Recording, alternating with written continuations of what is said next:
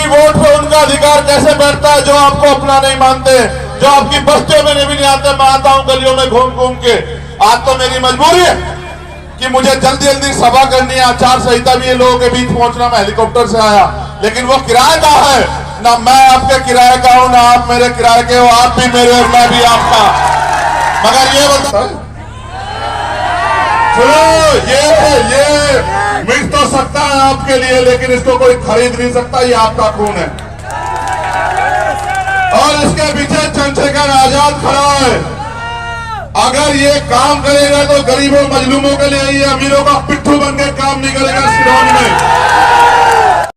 इसलिए कांग्रेस को वोट दे दो। मगर आप ये मुझे बताओ, इनका अंतिम लक्ष्य क्या है? ये चाहते हैं कि आप इनके पिछलग्गू बने रहो। जैसे आपने पतंग देखी है, पतंग उड़ती नीचे से, लेकिन आसमान भले छू जाए, लेकिन उसकी डोर किसके पास होती है? ये चाहते हैं हमारे लोग अपने पैरों पर ना खड़े हों।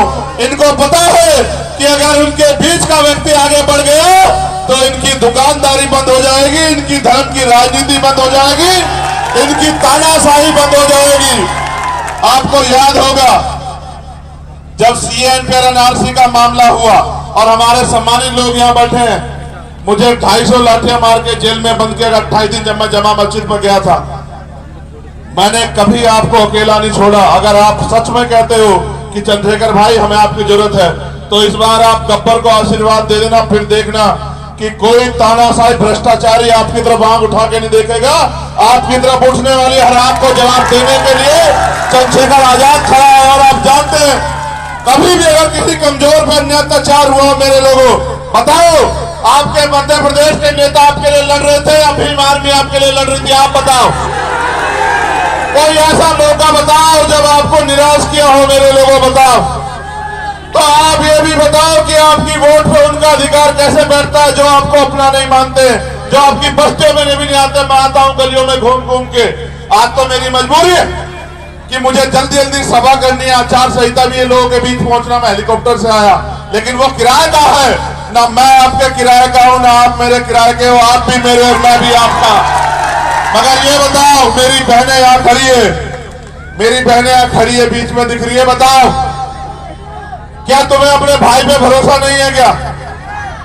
मेरी माँ यहाँ खड़ी, बताओ अपने बेटे में भरोसा है या नहीं है? तो जब दूसरों को काहे को आजमाते हो? ये गब्बर समझो, गब्बर नहीं, चंद्रशेखर आजाद खड़ा है। ये सोच के देखो, अगर मकान बनाते हो सबसे पहले क्या भरते हो? क्या भरते हो? नींव। बिना नींव के मकान बनता है क्या?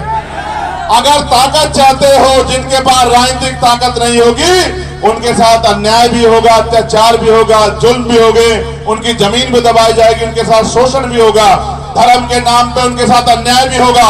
क्योंकि जिनका शासन होता है उनके साथ अन्याय नहीं होता, और जिनका शासन नहीं होता उनके साथ अन्याय होता। मैं तो आपसे कहना चाहता हूं, मेरे कंधों पे इतना काम है, मैं यहां से छूटूंगा, राजस्थान चला जाऊंगा, क्योंकि वहां भी चुनाव।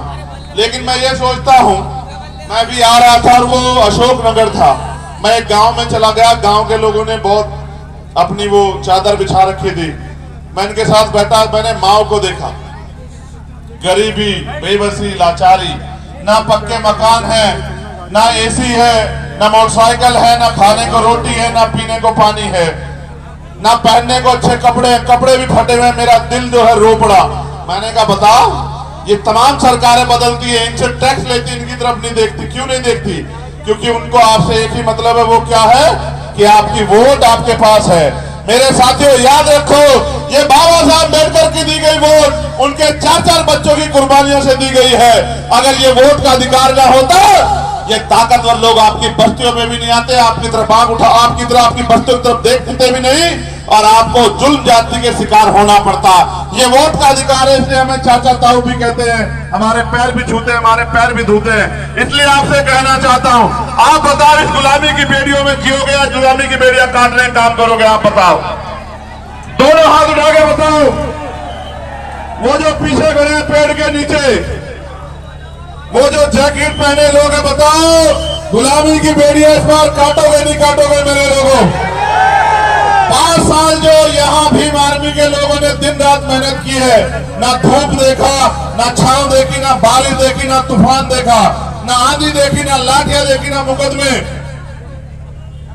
आप मुझे ये बताओ कि आपकी वोट में गब्बर को ताकत मिलनी चाहिए, नहीं मिलनी चाहिए? आपकी वोट को से गब्बर कामयाब होना चाहिए, नहीं होना चाहिए? और यही तो सपना था बाबा साहब अम्बेडकर का कि गरीबों के बच्चे आगे बढ़ के अपने लोगों की सेवा करें, उनका हाथ पकड़े, उनकी तरफ उठने वाली हर आंख को जवाब दे और उनके अधिकारों को छीनने वाली हर ताकत को निस्ता नाबूद कर दे। मैं ये आपसे कहना चाहता हूं, क्या आप मुझसे प्यार करते हैं? देखो, आप मुझसे प्यार करते हैं, आपका आशीर्वाद मुझ पे है, बड़ों की दुआएं मेरे साथ है, तभी तो मैं गोली खा के भी बच गया। बचा नहीं बचा? लोग बुखार से मर जाते हैं, मैं इनसे गोली से नहीं मरा, क्योंकि मैं सीबीआई से नहीं डरता, मैं ईडी से नहीं डरता, मैं इनकम टैक्स से नहीं डरता, मैं एनआईए से नहीं डरता, मैं झूठे मुकदमों से नहीं डरता, जेल से नहीं डरता। बस डरता किस चीज से हूं कि आप अगर मेरा साथ नहीं दोगे तो मैं आपकी जिंदगी में कोई परिवर्तन नहीं कर पाऊंगा। मैं अपने भाइयों से पूछना चाहता हूं, क्या मुझसे बेहतर सिपाही आपके पास है? आपकी लड़ाई लड़ने वाला बताओ, अपने दिल पे हाथ रख के बताओ। कोई बहन अगर किसी के साथ जुड़ जाती होती है तो पुलिस से पहले किसको याद करती है? और अगर सोचो कि इन अधिकारी कर्मचारियों को चलाने की ताकत मेरे हाथ में आ गई तो फिर क्या होगा? बताओ।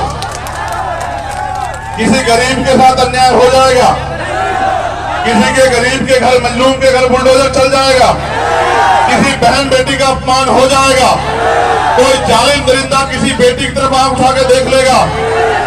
ये तब होगा जब मेरे पास राजनीतिक ताकत होगी, और अगर नहीं दोगे ताकत तो किसी को बनाते रहो, तुम्हारा भला नहीं हो सकता। हुआ क्या अब तक? पिछली बार वोट दी थी, नहीं दी थी आपने कांग्रेस को? किसको दी थी आपने वोट पिछली बार? ईमानदार से बताओ। कांग्रेस को? बीजेपी से बचने के लिए?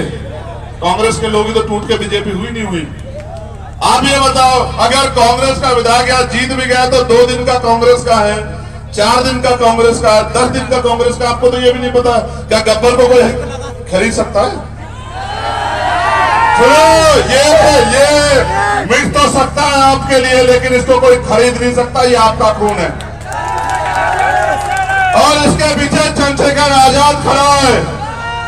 अगर ये काम करेगा तो गरीबों मजलूमों के लिए, ये अमीरों का पिट्ठू बन के काम नहीं करेगा सिरौन में। और चैलेंज करके कह रहा हूं, अगर आपने साथ दिया तो इतिहास लिखा जाएगा सिरौन में कि किस तरह तानाशाही को कुचलते हुए एक गरीब के बेटे को आपने हिम्मत दी और उसने आपकी जिंदगी बदलने के लिए लड़ाई लड़ी। मैं आपसे बस ये कहना चाहता हूं मेरे लोगों, अगर आप सच में मुझसे प्यार करते हो तो मुझे रास्ता खाली करा दो, वरना वहां तक जाते हुए 4 से 5 बज जाएंगे, चुनाव का समय खत्म।